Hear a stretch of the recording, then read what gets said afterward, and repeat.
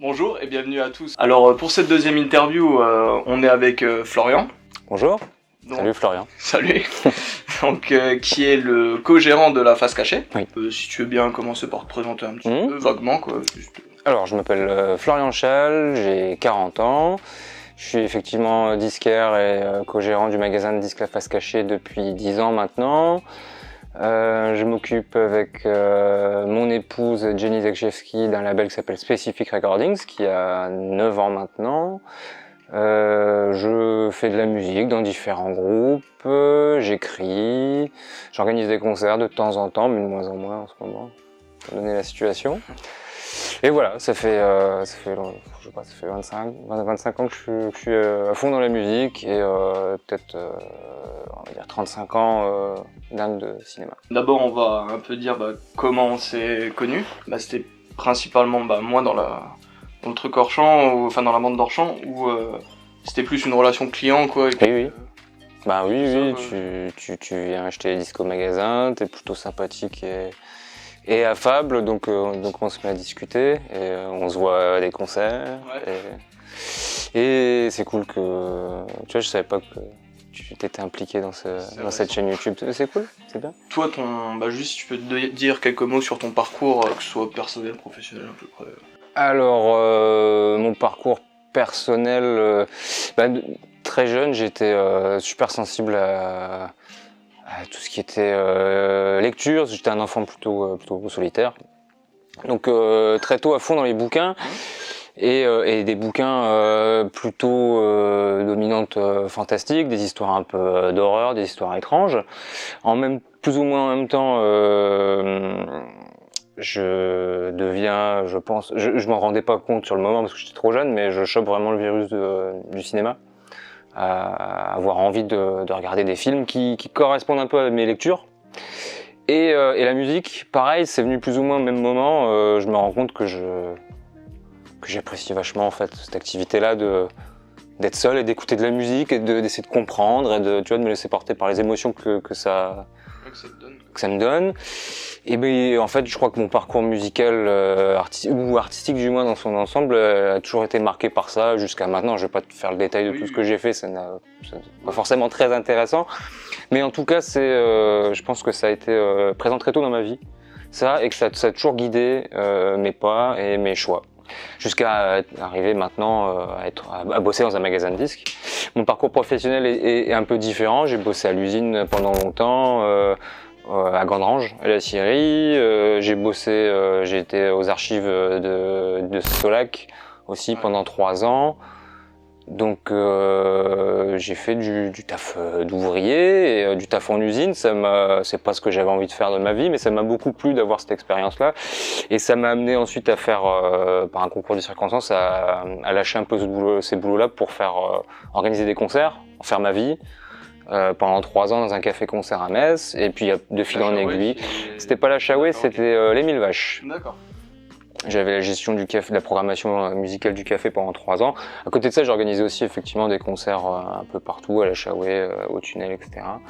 Et puis après ça, une fois que ça s'est arrêté, je me suis retrouvé aussi par hasard, je sais pas si c'est du hasard ou pas, mais je me suis retrouvé à travailler avec Médéric de La Face Cachée, et puis on s'est mis à développer un peu ce projet de faire un très grand magasin, parce que le magasin n'était pas... on est arrivé au 6 rue du Lancieux dans le centre-ville de Metz en 2013, mais le magasin existait avant sous une autre forme, rue des Allemands. Je voulais juste te poser une petite question. Quand tu disais que tu étais jeune, tu lisais des bouquins, tout ça. C'était quoi à peu près comme auteur Alors, j'ai très tôt lu Tolkien, Le Hobbit, Seigneur des Anneaux. J'aimais beaucoup Stephen King, même si je comprenais pas trop certains aspects des bouquins, notamment les aspects plutôt sexuels, on va dire, ou les trucs un peu tendancieux, quoi. Mais j'aimais beaucoup l'atmosphère vraiment épouvantable. J'aimais beaucoup Graham Masterton aussi, l'auteur de Manitou. C'est vraiment un truc qui m'a marqué. Et j'étais à fond sur les livres Vous êtes le héros. Je sais pas si t'as connu ça, avec ses couvertures super évocatrices. Et puis aussi le fait qu'ils fassent des bouquins dans des genres différents. T'avais de l'heroic fantasy, t'avais de l'horreur pure, t'avais de la SF. Ça donnait vraiment, pour quelqu'un qui découvre la lecture, qui a envie que ce soit ludique, intéressant, c'est vraiment un super concept. Et puis en plus, si t'as l'imaginaire qui est ouvert au merveilleux, ben ça racontait plutôt de bonnes histoires. Après, j'en ai pas lu depuis au moins 25 ans, je sais pas, ça se trouve ça a très mal vieilli, c'était très mal écrit, mais en tout cas ça m'a ouvert vraiment à ça. Et voilà. Et au niveau des films et de la musique, c'était... Alors, au niveau de la musique, c'était plutôt c'était milieu 80, c'était plutôt du punk, de la new wave. C'était pas forcément moi qui choisissais les disques, mais j'ai grandi avec quelqu'un qui était beaucoup plus grand que moi, le fils de Manouris, qui était batteur dans un groupe et qui me faisait écouter plein de trucs.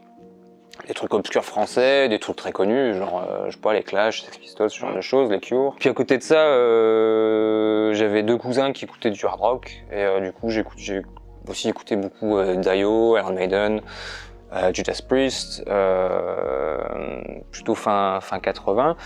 Et ouais, ça me donnait envie de faire la même chose, quoi. Je restais scotché devant la platine de mes parents, écouter les disques les après-midi, à rêver de faire la même chose, quoi. Et en film, je me souviens avoir le premier film que j'ai vu peut-être où j'ai demandé à mon père qu'on aille louer la cassette au vidéoclub du coin. C'était le film des Ewoks, je crois. Ah. Ouais. J'allais dire Star Wars en plus, mais... Non, ouais, mais en plus je suis pas du tout fan de Star Wars à la base. Mais je me souviens de ça, je me souviens de l'avoir réclamé, de l'avoir vu plusieurs fois. J'étais à fond sur Explorers, Howard the Duck, un peu plus tard Flic ou Zombie. Qu'est-ce que j'aimais bien, je sais pas pourquoi, je voulais voir Horrible de Joe D'Amato, mais j'étais beaucoup trop petit pour supporter ça. Mais quand j'allais au vidéoclub, je voyais la jaquette et ça me faisait, ça me faisait un peu, ça faisait travailler mon imaginaire, quoi. Et je me souviens aussi avoir été choqué par La Rage du Tigre de Chang-Chi quand j'étais en vacances avec mes parents dans le Nord. J'avais rien d'autre à faire que de regarder des films à la télé. Et sur la 5, ils passaient tous les après-midi des films de kung-fu, des trucs super, donc comme La Rage du Tigre, et puis d'autres films beaucoup plus bis. Et tout ça, en fait, je sais pas, ça m'a aiguillé vers ce que j'ai eu envie de regarder après quand j'étais assez grand pour que mes parents me laissent me balader dans le village. On avait un vidéoclub en fait dans le village. Ah oui, vidéoclub qui était qui était le rez-de-chaussée de la maison la baraque d'une personne, quoi, qui vivait dans le village, quoi. Donc c'était facile d'aller là-bas et de louer les cassettes. On louait les magnétoscopes aussi à l'époque parce qu'on n'avait pas d'argent. Mais une fois que mon père a acheté un magnétoscope, après j'allais au vidéoclub tous les week-ends et voilà, quoi. Je faisais ça. Les soirs, je pouvais rester levé un peu plus longtemps, donc dès que je pouvais, je regardais un film. Plus film bis, tout ça, quoi. Donc, Alors, mes parents me laissaient pas regarder tout et n'importe quoi, mais ça a toujours été un petit peu à la frontière. Et puis j'y suis allé par palier, tu vois. Quand j'ai vu Flic ou Zombie la première fois, je me souviens, j'étais avec mon père qui le regardait avec moi, lui il s'est endormi et j'ai eu vraiment peur sur une scène, tu vois. Et là, pendant genre, je sais pas, peut-être 2-3 mois, je me suis dit, plus jamais je touche à ça, plus jamais je vais regarder de film. Quand j'ai vu Arachnophobie, j'avais des transes dans mon lit où je voyais des araignées au mur. Enfin, tu vois. C'est avec Jeff Daniels. Ouais. Ouais, ok, ouais, je vois le que c'est. Et mais alors, ça c'est vraiment les 2 trucs qui m'ont impressionné. Puis après, en fait, c'était très simple. Une fois que tu dépasses la peur quand t'es gamin, tu comprends pas forcément comment ça fonctionne, mais si tu arrives à dépasser le truc là, bon, tu peux tout regarder, quoi. Et après, ça a été que ça, quoi, en fait. D'accord. Regarder le plus de films possible. Encore maintenant, c'est toujours le cas, même si je me rends compte que c'est humainement pas possible, quoi. Mais ça reste quelque chose que j'adore faire quand je suis pas ici. Je suis avec Jenny et puis on mate des films, quoi. Très bien. C'est très important. Ah bah oui, ça. Pour moi, quoi. Comment est venue la création de Specific Records? Alors, pareil, c'est un enchaînement d'événements. Quand j'étais ado, avec un de mes groupes, pour sortir notre premier disque, on avait décidé de monter un label. Enfin, j'avais décidé de monter un label, du moins, mettre un petit peu d'argent pour que le disque il se fasse. Et j'ai fait ça 1 fois, 2 fois, enfin 2 expériences différentes. Et quand comme ça, sans vraiment, sans que ce soit vraiment sérieux. Et puis quand j'ai rencontré Jenny, c'est tout de suite un des premiers projets dans lequel on s'est lancé, quoi. On avait tous les deux l'envie de créer un label. Créer un label et de faire quelque chose. Elle a une grande sensibilité visuelle, artistique. C'est elle qui réalise la plupart des pochettes elle a fait les 2 pochettes de Lot, et puis elle fait la plupart des pochettes du label aussi. Et moi, j'ai peut-être, je sais pas, une oreille pour certains sons, et du coup, je m'occupe plutôt de faire attention à ce qui passe sous mes oreilles, et quand je repère un truc, tout ce que je veux dire par là, c'est qu'on se complète. Ouais. Très bien, on s'en est rendu compte très tôt, donc on a monté un premier label qui s'appelait Wonder Noise, où on faisait du CD et du vinyle, pareil, le même principe, aider les copains, participer aux disques dans les groupes dans lesquels je jouais. Mais ça n'a pas duré, on a vite perdu un peu la motivation, on était lancé sur d'autres projets, et quand j'ai rejoint le magasin, on a eu envie de se relancer dans l'aventure, mais en essayant de faire quelque chose d'un peu plus sérieux. Avec une ligne directrice assez un peu plus forte, faire que du vinyle, vraiment se laisser guider par nos coups de cœur, et pas faire un disque juste parce qu'on sent que ça va se vendre, mais vraiment ressentir un truc, ressentir une connexion entre l'œuvre et nous. Et c'est marrant parce que le premier disque qu'on a fait ensemble, c'était pas le disque qu'on voulait faire, c'était un autre disque, mais le groupe est venu avec ce disque-là, donc on l'a fait parce qu'on s'était engagé et qu'on n'a qu'une parole. Mais ensuite, on a essayé de suivre un peu ce truc-là, et ça nous a emmené, ça arrivait en 2011. En 2010, on partait tous les deux au Japon, et c'était un voyage très important pour nous parce que ça a des incidences sur ce qu'on fait avec le label et dans notre vie. Enfin bref, c'était une période où il s'est passé plein de choses, et j'ai vraiment accueilli la création de ce label-là comme une étape importante dans ma vie et dans notre vie, je pense. Donc voilà, ça s'est créé comme ça, et il n'y a aucune direction vraiment artistique au niveau du style de musique. On pourra sortir aussi bien de la pop japonaise super bubblegum que du black metal, que de la musique d'avant-garde, que du hip-hop, du jazz, etc., etc. Et donc des bandes originales de films parce que c'est un truc qui nous fait kiffer aussi, quoi. Voilà, c'est un truc assez ouvert. Et puis voilà, quoi. C'est un label avec aujourd'hui, le 31 juillet, on sort notre 54e disque. Je pensais jamais réussir à arriver jusqu'à ce nombre de références là, mais c'est cool. Et puis on est très content de faire ce qu'on fait. On espère qu'on va continuer à développer ça tranquillement. Dans le lot, justement, il y a des films de cinéma aussi. Il y a des bandes originales. Ouais, il y a des bandes originales. La première bande originale qu'on avait sortie, c'était la BO du court-métrage Le Lit, enfin moyen-métrage plutôt. C'était une copine, c'est toujours une copine de Saint-Etienne qui s'appelle Raymond Howard qui réalisait la musique. Et quand elle nous a proposé le truc, on s'est dit ouais, cool, super. Enfin, c'était un projet qui nous branchait bien. C'était notre 4e ou 5e sortie, je crois, ou 6e peut-être. Donc, on n'avait pas encore trop d'expérience au niveau de la distribution. On bossait avec un presseur qui était vraiment pas bon pour nous, qui faisait plein de merde. Et en fait, après ce disque-là, on a un peu changé notre façon de fonctionner. Donc, c'est marrant parce que cette BO-là, première BO qu'on faisait, était un peu un moment de transition. On est parti dans une direction, bosser avec d'autres personnes, donc c'est assez important cette BO là.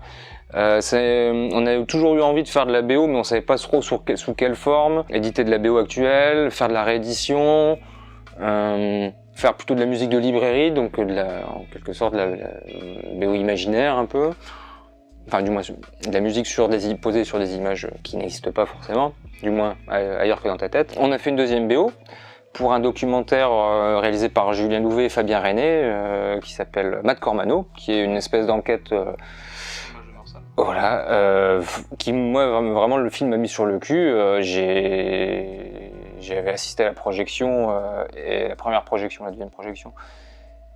Et ouais, j'en gardais encore des frissons, j'avais été terrifié par un passage du film, et ça faisait si vous avez l'habitude de regarder des films d'horreur et des films d'épouvante, ça devient de plus en plus difficile d'être secoué par une œuvre. Et là, j'avais vraiment été, j'avais des frissons sur les bras.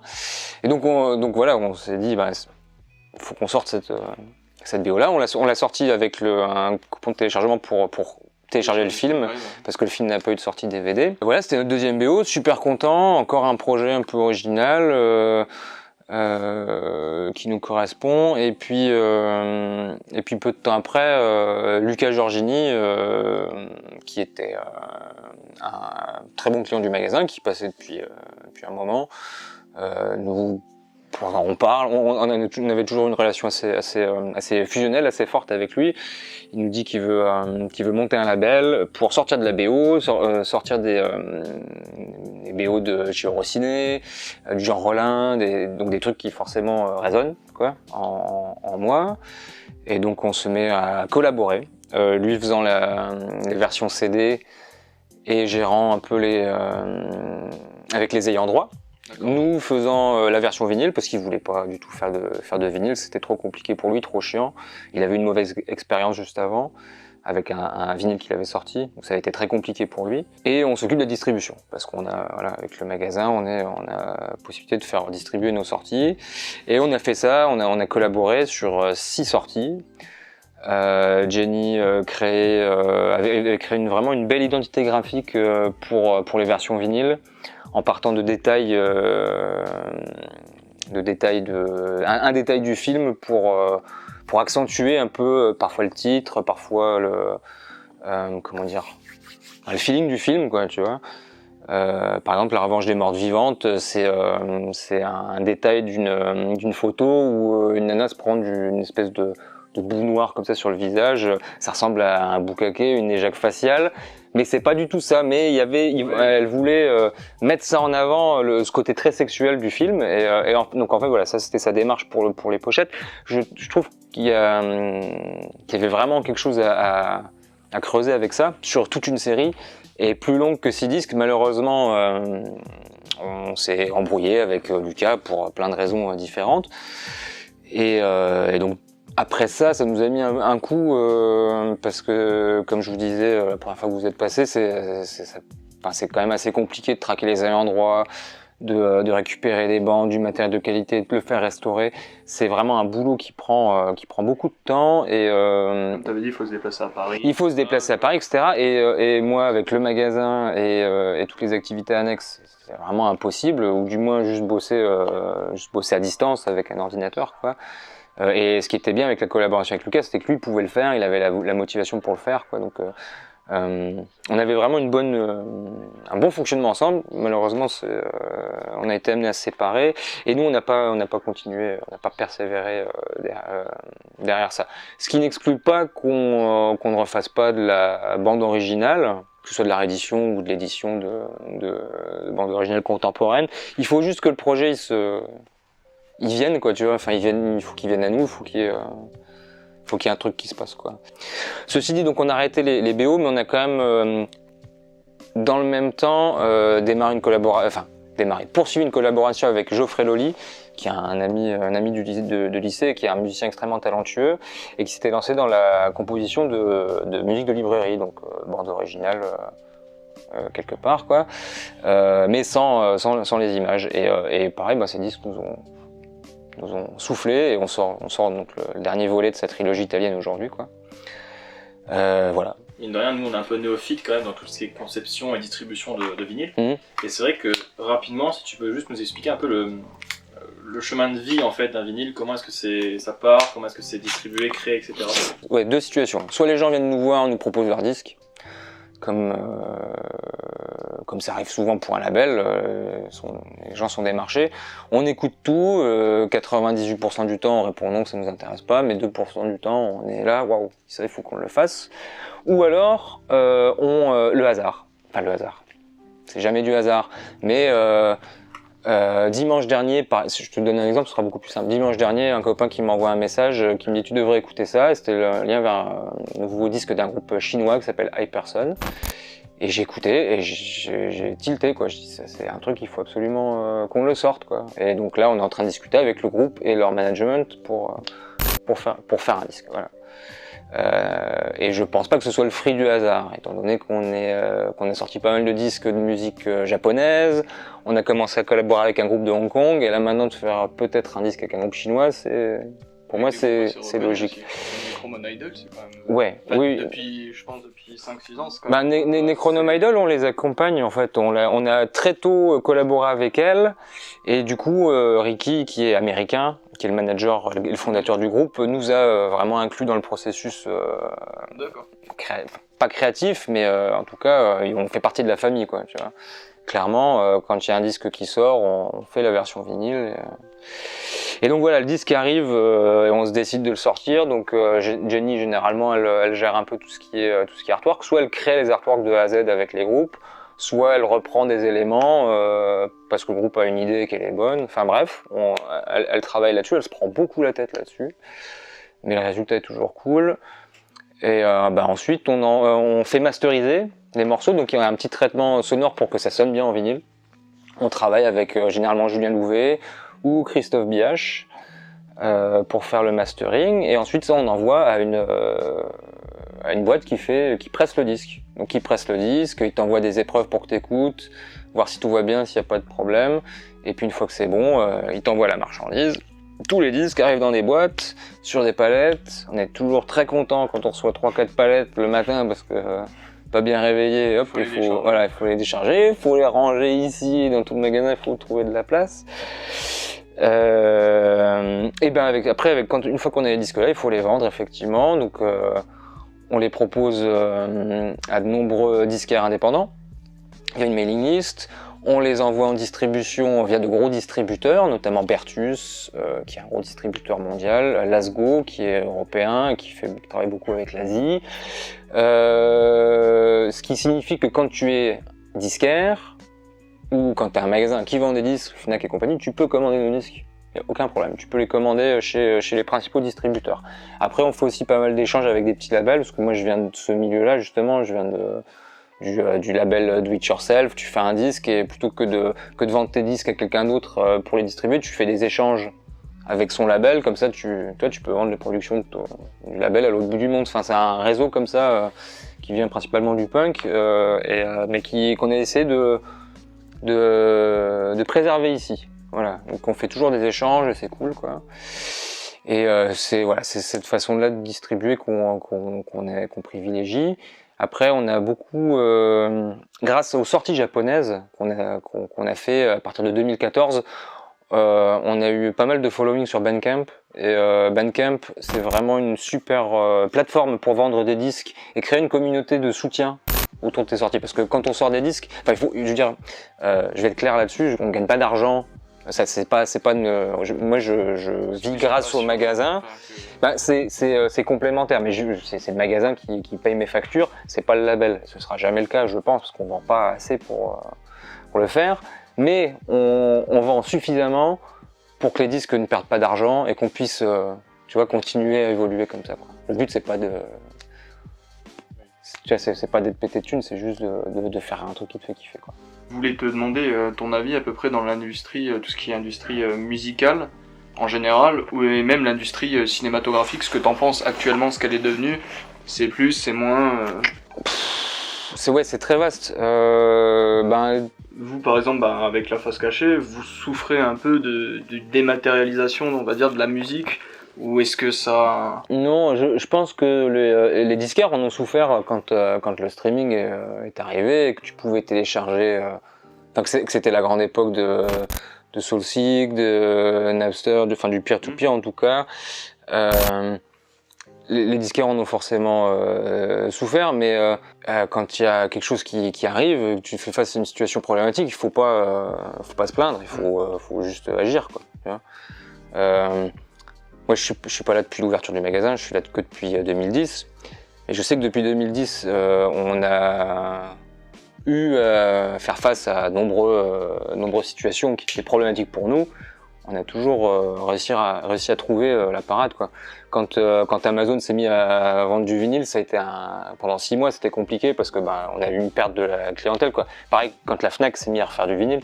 Mais qu'est-ce qu'on a fait? On a essayé de trouver des solutions, de trouver d'autres plans pour choper des disques pas chers mais intéressants pour les vendre au même prix, s'aligner, etc. Tu vois.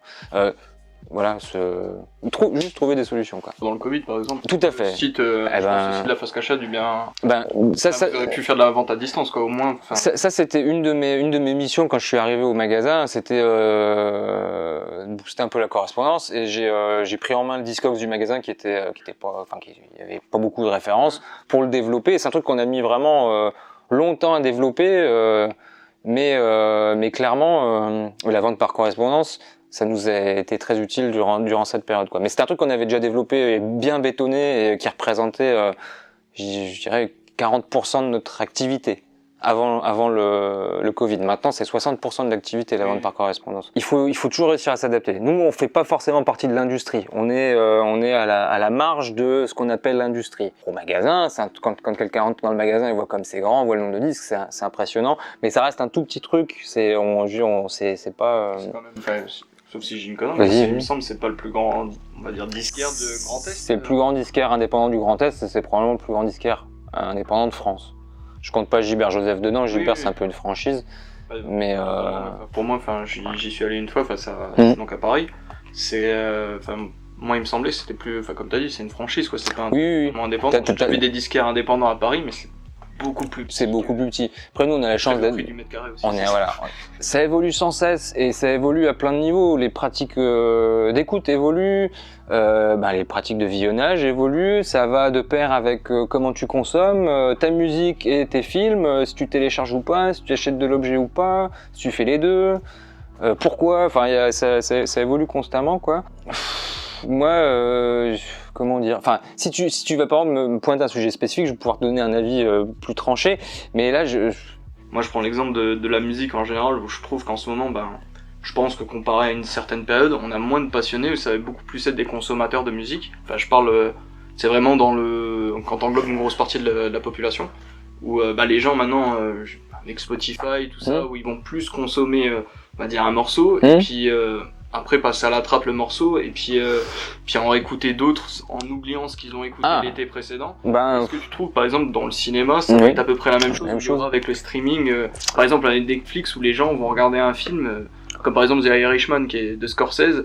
Je pense que s'il l'avait sorti au cinéma, ça aurait été peut-être la réception du public aurait peut-être été différente, on aurait peut-être entendu parler un peu plus. Ça va dépendre aussi des cercles dans lesquels tu es. Les gens que je fréquente sont vraiment en termes de cinéma en tout cas, et les personnes avec qui j'échange. Alors moi je suis tout petit, hein, je suis là, eux ils sont là déjà dans la culture cinématographique, mais je trouve qu'il y a de plus en plus de gens qui s'intéressent vraiment, qui ont une vraie passion et une vraie envie de recherche de quelque chose, d'un absolu. Je sais pas ce que tu cherches quand tu vas voir un film, et moi je sais peut-être pas forcément là, mais je veux dire tu le sais au fond de toi, tu peut-être pas juste pas forcément réussir à l'exprimer, mais je vois ça. Mais c'est peut-être aussi parce que j'évolue dans une bulle et que je vois pas forcément ce qui se passe ailleurs, tu vois. Moi je me suis jamais mis à Spotify, à ces trucs-là. Ça m'intéresse pas. Ça me fait chier en fait. Enfin, tu vois, c'est pas du tout dans mon fonctionnement. Toujours écouter du vinyle ou j'ai eu une période CD quand j'étais plus ado, parce que c'était plus simple. Je gravais des CD pour les potes au lycée, quoi. Et j'ai toujours eu l'objet physique. Et quand j'achetais du vinyle ou quand j'écoutais du vinyle, quand c'était vraiment ringard, tout le monde se foutait de ma gueule, tu vois. Maintenant, c'est le truc le plus à la mode. C'était le truc le plus à la mode. Ce que je veux dire, c'est que comme je ne consomme pas la musique comme ça, Spotify, tout ça, quand je regarde un film, je le regarde du début à la fin et pas en avance rapide ou en regardant mon téléphone toutes les 5 minutes, parce qu'il me fait chier. A priori, ce film, si je fais ça, tu vois, je peux pas avoir d'échange par rapport à ça. Je sais pas trop comment les gens qui font ça, s'ils représentent une majorité ou pas, tu vois. J'y suis plus avec des gens qui sont vraiment passionnés par ça, du coup je peux pas, et donc je peux pas te donner forcément un avis très objectif sur cette évolution-là. Moi je suis très content quand les œuvres sont disponibles gratuitement. Bizarrement, pour un disquaire, c'est étrange de dire ça, mais nos disques, du moins les disques qu'on sort avec spécifiques, en dématérialisé, ils sont prix libre, t'as pas besoin de donner d'argent pour ça. Moi perso, je télécharge des films illégalement, je suis super content parce que ça me donne accès à des trucs que je n'aurais jamais pu voir comme ça. Je suis inscrit sur des groupes sur Facebook de cinéphiles où c'est des groupes qui ont été créés pendant le confinement et ça a complètement changé ma vision du cinéma. Je me suis senti vraiment comme une merde. Je pensais que je connaissais plein de trucs et parce que voilà, j'ai vu plein de films et tout, oui. C'est pour ça que je dis je suis là. On pense avoir une connaissance exhaustive, mais en fait on est Voilà. Et c'était super parce que du coup, ça m'a donné envie de voir des films qui venaient du monde entier sur des sujets qui me parlaient pas forcément, quoi. Et ce sont donc des groupes sur Facebook basés sur l'échange de films, quoi. C'est des échanges de films rares et invisibles que de toute façon tu vas pas pouvoir, tu vas te payer peut-être une édition DVD à 300 balles. Enfin, tu vois, c'est des trucs qui ont pas forcément de sens. Donc il y a cette volonté de mettre à disposition gratuitement ce truc-là. Et moi, je trouve ça bien. T'as envie de payer pour un objet, avoir un truc, un disque que tu peux revendre ensuite ou ok. Mais pour ce qui est dématérialisé, franchement non. Donc, mais le problème, Spotify, t'es pas. Non. Je me paye un abonnement All Debrid pour craquer tous les liens et les avoir en premium, les liens directs pour télécharger les films. Je file mes thunes à une petite boîte française qui a développé ce petit module là pour bien niquer l'industrie du téléchargement payant, donc je suis très content. Et donc ouais, alors si je dois avoir un avis sur l'industrie, c'est que si on peut bien lui niquer sa mère, il faut le faire. Ok, d'accord. Et j'en fais peut-être partie, mais Après, c'est quand même différent de payer pour un... Enfin, je suis à peu près d'accord avec toi, même si personnellement, enfin, je paye même pas de trucs Netflix, c'est mes parents qui vont payer. Mais tout ce qui est Spotify, tout ça, j'ai jamais payé parce que je trouvais ça un peu ridicule. Il y a juste Bandcamp que j'ai, parce que Bandcamp, tu peux écouter gratuitement plusieurs fois, et après, bon, tu peux soit acheter en numérique, il me semble, au bout d'un moment, ou alors tu peux l'acheter en physique, donc ou derrière il y a un intérêt, et il me semble Bandcamp est plus réglo que Spotify au niveau du versement d'argent aux artistes. Spotify, c'est pas du tout... Bandcamp, on l'utilise tous les jours, on a des commandes tous les jours, on a du téléchargement tous les jours, et ils prennent leur com de 8%, ce qui me paraît normal, parce qu'ils nous ont permis de toucher plein de gens qu'on n'aurait jamais pu toucher par d'autres biais. Donc c'est très bien. Et effectivement, Bandcamp, c'est une des rares plateformes, pas que je défends bec et ongle, c'est pas ça, mais je veux dire, quand des gens disent que Bandcamp c'est de la merde, c'est comme les autres, il y a des nuances à apporter, ils sont obligés de vivre, hein. On vit dans une économie capitaliste, nous aussi on est obligé de vendre des disques pour vivre, hein, je veux dire, mais t'es pas obligé de te comporter comme le dernier des connards non plus et de privilégier l'argent plutôt à la passion ou au développement d'idées un peu alternatives, hein, tu vois, D'accord, voilà. Tu peux être ta propre industrie, tu peux être tu peux créer ton propre réseau. C'était ça la base du do it yourself, hein. C'était se foutre à l'écart du réseau de distribution pour créer ton propre réseau de distribution. Voilà. Les projets qui vont venir justement pour le label, pour le magasin, etc. Où est-ce qu'on peut te suivre aussi peut-être ? En ce moment, on achète beaucoup de disques à destination de pour être revendus à d'autres disques indépendants. On bétonne vraiment notre petite structure de distribution. Qui est une structure de distribution de disquaires indépendants à disquaires indépendants. On propose nos disques moins chers que les gros distributeurs qui sont donc Bertus, Lasgo, l'autre distribution, La Baleine, Big Wax, Warner, Universal, Sony, enfin tous ces gens-là. Nous on commande chez eux pour des disques au magasin, mais on s'est rendu compte qu'on payait les disques beaucoup trop cher, quoi. Donc il y a quelques années, Médéric s'est dit faut faire quelque chose. Et voilà, donc ça c'est vraiment le gros projet qu'on a cette année, c'est de continuer à développer ça. C'était aussi, on souhaitait aussi développer l'organisation de foires au disque. Malheureusement avec le Covid c'est plus compliqué que prévu, mais bon, on verra comment ça évoluera. Et après, on aimerait reprendre les concerts aussi au magasin qui ont généralement lieu là où on se trouve. Mais pareil, c'est très compliqué, donc c'est pas notre priorité, on attend.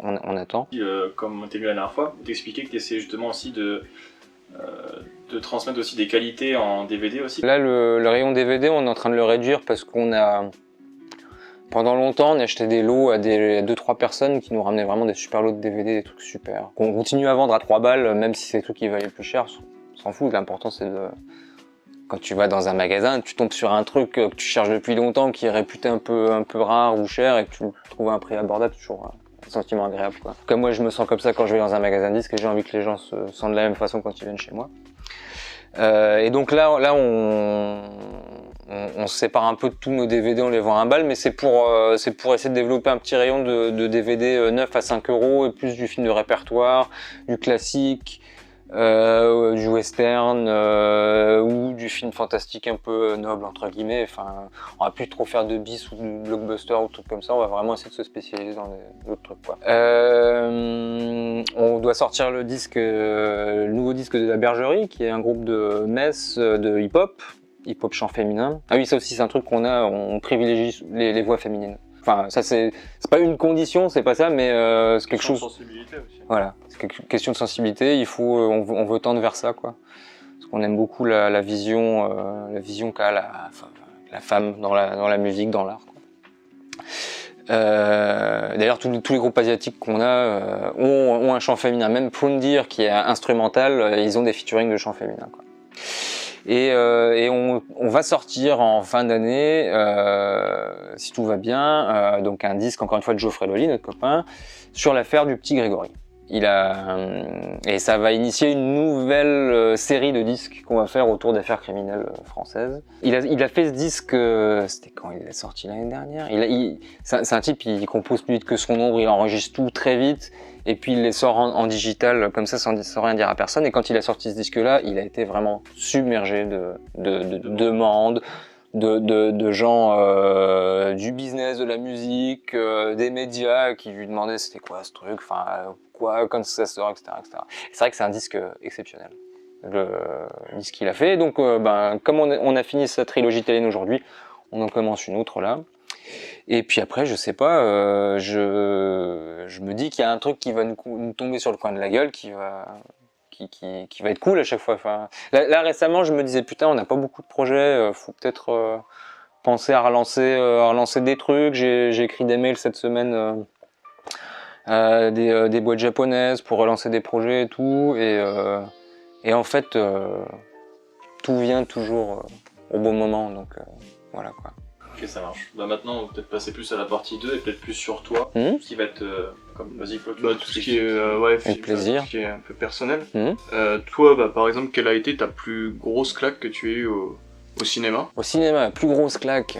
C'est peut-être pas forcément au cinéma, mais un film qui t'a au moins, vraiment le film qui t'a foutu la plus grosse claque. Pardon. Je prends mes aides, je sors du cadre. Alors, déjà, je tiens à préciser, j'aime pas beaucoup aller au cinéma parce qu'il y a des gens et les gens ils me saoulent. Je suis allé trop souvent au cinéma avec des gens qui baisent à côté de moi ou qui prennent de la meuk et qui sont complètement insupportables ou des gens qui parlent, enfin bref, moi j'ai besoin d'avoir peut-être de me concentrer sur ce que je vois, quoi. Après j'ai aucun problème à mater des films avec des potes, ça fait depuis 4-5 ans qu'on se voit régulièrement avec des copains pour mater 5-6 films bis sur une journée. C'est d'ailleurs ce qu'on a fait pendant le confinement. Tous les 2 jours, on regardait des films ensemble, mais c'est pas vraiment avec un groupe de discussion. Et c'était un des trucs les plus cool que j'ai pu faire dans ma vie, quoi. Mais voilà, le cinéma, j'aime pas aller au cinéma. Pourtant, quand je pense à comment le son sort des enceintes dans un cinéma, je trouve ça absolument magique, tu vois. Je trouve ça génial. L'écran est tellement grand, on est bien, ça pue un peu le vieux, c'est pas grave, on s'en fout. Enfin bref, tu vois, j'aime beaucoup ça, mais j'ai besoin d'être seul. Donc je regarde mes films chez moi, seul. Donc je pense que j'ai pris plus de claques chez moi qu'au cinéma. Voilà, c'est très long aparté juste pour arriver à cette conclusion, c'est vraiment ridicule. Mais si je devais choisir un film qui m'a vraiment impressionné, c'est Les Diables de Ken Russell, quand il est passé sur Arte. Début des années 2000 dans un cycle. 2004, 2005, je crois. Non, c'était peut-être un peu plus tôt. Il faisait il faisait un cycle. J'étais à la fac encore. C'était peut-être 2001, je crois que c'est passé. Ah d'accord. Ouais, moi je me semblais que c'était plus récent. Il faisait un cycle cinéma interdit, et donc il passait plein de films dans des versions intégrale ou quasi intégrale de films qui avaient été censurés à l'époque. Il a passé Punishment Park de Peter Watkins, qui était pareil, une espèce de claque monumentale, quoi. Et donc Les Diables de Ken Russell, et qui m'a vraiment bouleversé. Je suis encore bouleversé quand j'en parle, parce que c'est un film important qu'il faut voir, quoi. C'est un film sur le pouvoir de la religion, tous les trucs les plus dégueulasses, quoi, que l'endoctrinement peut tous les sentiments les plus horribles que l'endoctrinement religieux peut provoquer chez l'homme, toutes ces conséquences, Et je sais pas, ça a résonné en moi à l'époque, j'ai regardé le film, wow. Il a fallu que donc je l'ai enregistré en VHS, et il a fallu que je le regarde plein de fois, je l'ai passé à plein de potes. J'étais tellement obsédé par ce film qu'un copain qui bossait chez Arte à l'époque m'avait envoyé le DVD gravé de la version qui était passée, qui est une version qui n'est jamais sortie officiellement. C'est ce que j'avais dit, il me semble cette version-là, alors peut-être j'ai une connerie, mais il me semble que c'était une director's cut, enfin la version quasiment finale de Ken Russell, mais ils l'ont plus jamais ressorti, la Warner, enfin... Alors... Je sais qu'il y a eu tout un... Notamment, enfin moi j'ai jamais vu le film parce que là où ça m'énervait c'est que la version finale n'a jamais vraiment été sortie. Non. Une scène que j'avais vue sur YouTube où... je sais pas pourquoi elle était sur YouTube, mais apparemment elle est pas dans la version du film, où il y a une espèce de partouze entre les nonnes et puis la statue du Christ. Oui. Et apparemment... Ça c'est dans la version qui est passée sur Arte, si je dis pas de bêtises, ouais. Mais on m'a souvent dit que ce film n'était pas sorti en version... Quand c'est sorti à l'époque, ça a été charcuté, t'avais des versions qui étaient différentes suivant les pays. Oui. Et quand Arte a passé ce montage-là, c'était un montage qui contenait des inserts de la version allemande, qui était pas du tout disponible dans les copies que tu avais pu voir. Et il me semble que, je veux pas dire de conneries parce que le DVD chez moi, ça fait peut-être 3-4 ans que je l'ai pas revu le film, donc je veux pas que ma mémoire me joue des tours, mais il me semble que donc le DVD de l'édition anglaise qui est sortie, qui est la seule édition disponible pour ce film, ne contient pas les inserts, ou alors contient peut-être certains inserts allemands, mais pas tous, voilà. Et donc ouais, ce film-là est complètement incroyable. Je suis pas un fan de Ken Russell, je suis pas un fan d'Oliver Reed ni de Vanessa Redgrave forcément, mais je trouve que voilà, que dans ce film tout est parfait. Tout est parfait. Après, y a pas que ce film-là qui m'a mis des claques, il y a plein de films. Même les films les plus pourris parfois me retournent le cerveau, quoi. Enfin, là récemment j'ai maté le documentaire de Lloyd Kaufman qui s'appelle All the Love You Can sur les passages successifs de Trauma au marché du film. D'accord, oui. Et ça m'a... Pareil, les traumas, je les ai vus quand j'étais plus jeune. J'avais pas forcément envie de les...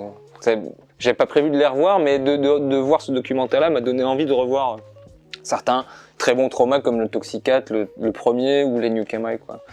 Après, c'est comme... Moi, je suis comme... En musique... cinéma et musique, pour moi, je me disperse beaucoup, et je vais aussi bien regarder du teen movie ultra nunuche que des films d'horreur super dégueux, ou des films où c'est plutôt la forme qui prime sur le fond, où il se passe pas grand chose, ou alors des thrillers politiques où tout se fait par la parole. Enfin, j'aime plein de trucs super différents, donc j'ai pas vraiment un film qui pourrait aller au-dessus de toutes les claques que je me suis prises dans plein de styles différents, mais c'est clair que Les Diables, c'est ouais, c'était au-dessus, ouais. Et là récemment, le dernier film qui m'a vraiment détruit la tête, c'est un truc qui s'appelle Luz, L-U-Z, un film allemand de 70 minutes, sorti en 2018 de Tilman Singer, et c'est juste pareil, j'ai des frissons en reparlant. Je m'attendais pas du tout à me prendre une telle baffe dans la gueule. C'est un film fait avec 0€, mais avec tellement d'idées. Hallucinant. Un film de possession qui se passe dans un commissariat, dans une salle de réunion, c'est tout. C'est tout ce que c'est. Et c'est à tomber par terre. Je vous conseille vraiment, c'est un putain de film. Les plans sont ultra léchés, le travail sur l'audio il est très fort. C'est très théâtral, parce que c'est un peu un hommage à des films des années 80. C'est monté... de 80 allemande ou plus? Alors, je connais très mal le cinéma allemand des années 80, mais il y a clairement un grain. Ouais. Il y a un grain dans l'image, je pense qu'ils ont tourné vraiment en vidéo. C'est pas juste un effet sur ordinateur, ils ont vraiment tourné en vidéo, tu vois. Et ouais, ça m'a rappelé, je sais pas, ça rappelle des films des années 80 avec la diction un peu, tu vois, un peu trop obséquieuse, quoi, tu vois. Et c'est super bien, c'est vraiment ultra bien. Genre de musique de film qui te touche particulièrement? J'ai beaucoup écouté Fabio Frizzi, forcément, à cause de l'au-delà, à cause de Frayeur. Ouais. Et je trouve que ces musiques pour les films de Fulci il y a un truc, il y a quelque chose qui colle avec la vision de l'enfer de Fulci. Voilà. personnellement, je trouve, non, enfin, j'ai vu que Frayeur et puis et l'au-delà de Fulci, j'ai pas vu d'autres films, mais moi je trouve dedans, enfin dans ces deux œuvres-là, t'as une espèce de, je sais pas comment dire, mais de macabre, assez poétique, tout ça, et c'est vrai que la musique rend le résultat encore plus. Elle colle, il y a un truc un peu hors du temps, il y a un côté très froid, très pesant dans les accords de piano, et en même temps il y a, je sais pas, il y a un truc un peu science-fictionnel aussi dans le son. Ça peut se rapprocher de certains travaux de Goblin, mais ça va dans une direction qui est la sienne. Du rock, je trouve, enfin, vu que c'est un groupe de rock, quoi, donc. Mais tu vois clairement les influences. Et à tel point qu'au début, quand je découvrais un peu ces trucs-là, j'avais des morceaux de Fritzy mélangés avec des morceaux de Goblin sur une cassette, et je pensais que tout était de Goblin ou de Fritzy, je sais plus. Enfin bref, tu vois. Donc je trouve qu'il y a vraiment des liens. Donc ouais, Fabio Frizzi, j'aime beaucoup. Après, Morricone, je suis pas forcément fan. Je trouve que c'est bien. Je peux pas dire que c'est pas bien, mais il y a une BO en particulier qui m'impressionne, c'est la BO Woman in a Lizard Skin, je crois, ou Lizard in a Woman's Skin, je sais plus. Ah bref, on l'a au magasin. C'est une super BO c'est un disque de jazz super sombre. C'est vrai, avec des belles vocalistes féminines comme d'hab, mais je sais pas, il y a un truc qui m'attire comme ça. Après, je suis fan de la BO de Josie et les Pussycats, par exemple. D'accord. Qui n'a rien à voir, mais j'adore. Je suis un fan de power pop aussi, de pop féminine, et je trouve que cette BO là, c'est pareil, j'arriverai jamais à me lasser de ces 10 petits tubes de pop adolescents. Bon, c'est pas des compositeurs là, vraiment, mais voilà. Je cherche aussi d'autres noms, mais j'ai pensé à venir préparer avec des noms et ci et ça, mais ma mémoire en ce moment elle est tellement embrumée que qu'il n'y a rien qui vient, ça me reviendra après quand on aura coupé. Des grands noms comme John Williams ou Hans Zimmer, des trucs comme ça. En fait, je crois que je suis pas vraiment fan des compositeurs, je suis vraiment fan plutôt des films et de l'expérience que ça peut offrir, tu vois, d'une façon globale, quoi. Après, c'est sûr, quand je regarde un film, je sens quand la musique elle ressort ou pas. Bah, dans Loose, par exemple, je trouve qu'elle ressortait tellement que même si je m'étais dit je n'achète plus jamais de BO de ma vie, j'ai quand même franchi le pas pour la voir, cette musique, quoi. Dans les compositeurs actuels, je crois que j'ai été un peu interpellé par ce que faisait Johan Johansson, le compositeur de Mandy, parce que pareil, il composait de la musique qui était vraiment en accord avec le film. Ah oui, si, hier soir on a fini de mater pour la seconde fois une série qui s'appelle Hellier, qui est une série documentaire en 2 saisons sur des investigateurs du paranormal. Voilà. Ça va tellement plus loin que ça, mais c'est juste pour poser le truc. Et la musique dedans, je trouve, et j'ai d'ailleurs envie de leur écrire pour les féliciter parce que c'est vraiment, vraiment cool. La musique sert complètement les images. Vraiment, elle a été composée par les gens qui ont fait le documentaire parce que c'est vraiment une toute petite équipe. Et je trouve que la musique, elle est incroyable.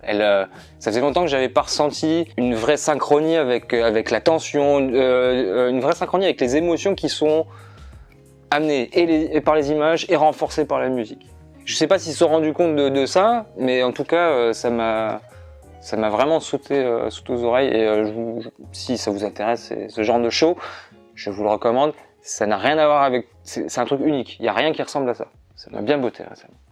Péché mignon, c'est truc inavouable? Non, c'est pas ça, si. Mais je sais pas si j'ai des péchés mignons. Si, je fume de l'herbe. Voilà. Je fume de la weed depuis que je suis jeune, vraiment. Et j'ai jamais compris pourquoi on considérait ça comme...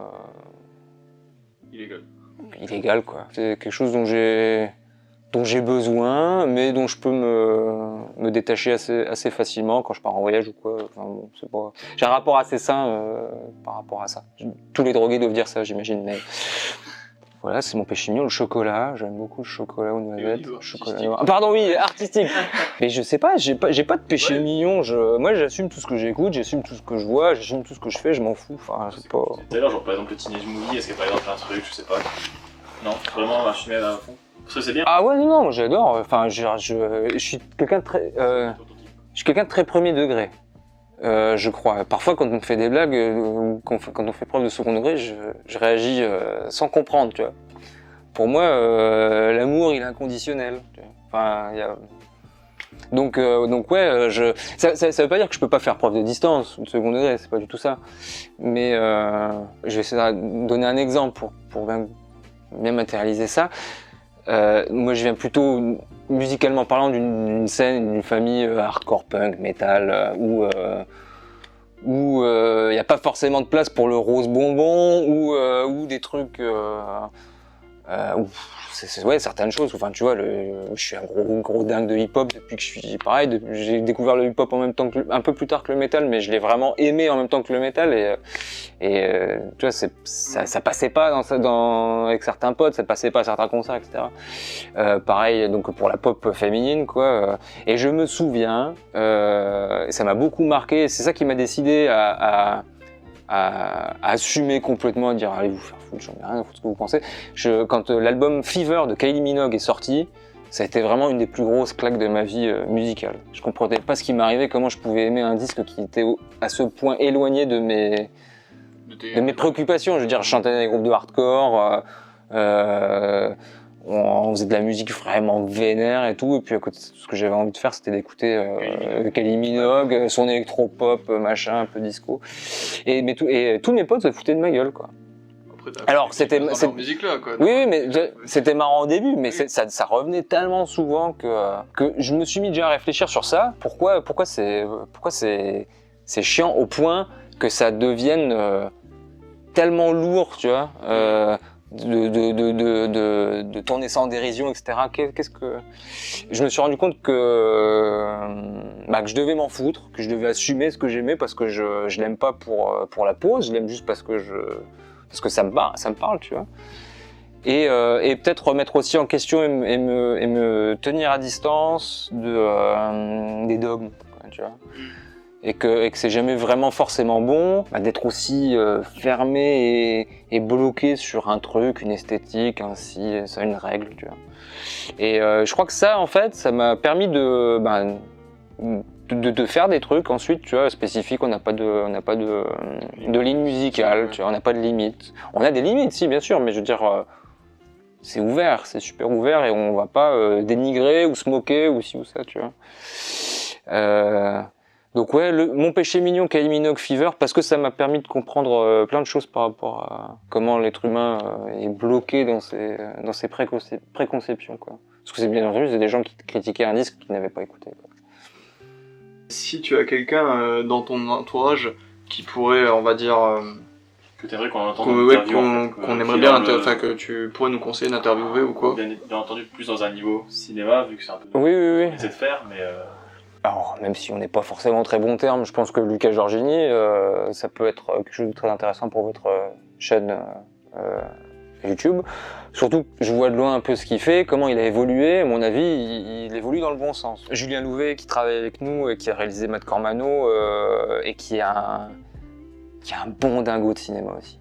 Qui a un bon dingo de cinéma classique, C'est lui qui a le 213 Records. C'est lui qui faisait 213, ouais, voilà. Lui, Fabien Reynet, son collègue qui a réalisé Matt Cormano aussi, c'est quelqu'un qui connaît beaucoup en cinéma expérimental. Yves Botz, donc le guitariste de Maze of the Lost Woman, c'est une encyclopédie du cinéma bis, de Jess Franco, c'est un gros fan de Franco. Lui, Botz, il a une résidence secondaire à Calpe, là où Franco a tourné pas mal de ses films. Voilà. Il est tellement fan de Franco qu'il a acheté un petit appartement là-bas, dans cette résidence complètement incroyable. Tu peux voir dans je ne sais plus quel film de Franco. Ce sont les premières personnes qui me viennent à l'esprit, mais ouais. Voilà. C'est déjà bien, ouais. Merci à toi. Merci beaucoup. Merci à vous. Merci d'avoir regardé cette vidéo et puis on se dit à bientôt. Ciao.